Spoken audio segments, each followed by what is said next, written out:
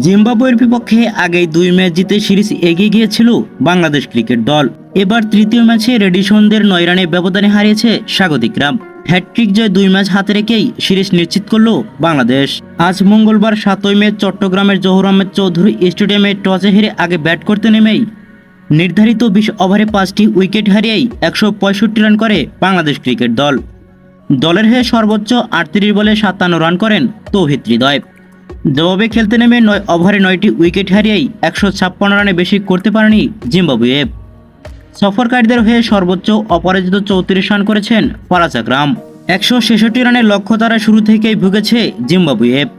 2 boundary হাঁকিয়ে ভালো শুরুর অভ্যাস দিলেও উইকেটে তিতু হতে পারেননি। ইনিংসের তৃতীয় ওভারে দ্বিতীয় বলেই 8 রান করা এই ওপেনারকে সাজঘরে ফেরান মোহাম্মদ সাইফুদ্দিন।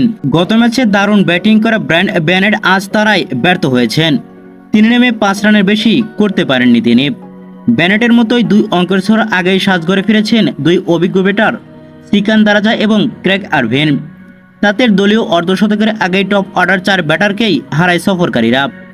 রয়্যাল মিডল ওভারকেই দায়িত্ব নিতে ব্যাটিং করতে পারেননি তারা। জোনাথ ক্যাম্বেলে ওয়েলিংটন মাথা কাবজার তৃতীয় হয়েও ইনিংস বড় করতে পারেনি। তাদের ব্যর্থতায় 91 রানেই 8টি উইকেট হারিয়েই অল আউটের সংখ্যায় পৌঁছে যায় জিম্বাবুয়ে। সেখান থেকে দলকে জয় এনে দিতে না পারলেও অত্যন্ত পুরো 20 ওভার খেলতে সাহায্য করেছেন ফারাজ আকরাম। এর আগে নতুন বলে বেশ ভুগছেন বাংলাদেশের 2 ওপেনার লিটন কুমার দাস এবং তানজিব তামিম। বিশেষ করে মুজারিবানিকে খেলতে গেলেই বেগ পেতে হয় তাদের। ধীরগতির বল বেশিক্ষণ উইকেটে থাকতে পারেনি লিটন কুমার দাস। ইনিংসের চতুর্থ ওভারের চতুর্থ বলেই মুজারিকে স্কুপ করতে গিয়েই বোল্ড হয়েছেন এই ওপেনার। সাজঘরে ফেরার আগেই 15 বলে করেছেন মাত্র 12 রান। তিনি নেমে দ্রুত ফিরেছেন অধিনায়ক শান্ত।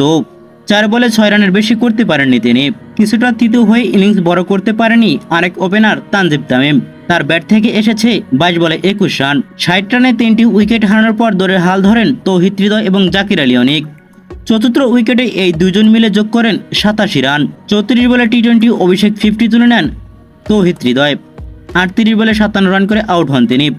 জাকের 50-র কাছাকাছি গিয়েও শেষ পর্যন্ত মাইল ফলক ছুঁতে পারেননি। 34 বলে করেছেন 44 রান। মাহমুদুল্লাহ রিয়াদ করেছেন 4 বলে অপরাজিত 9 রানের ইনিংস। রোডেশিয়ানদের হয়ে দুর্দান্ত বোলিং করেছেন মুজারিবানি। এই পেসার 4 ওভার বল করেই 14 রানে 3টি উইকেট শিকার করেছেন।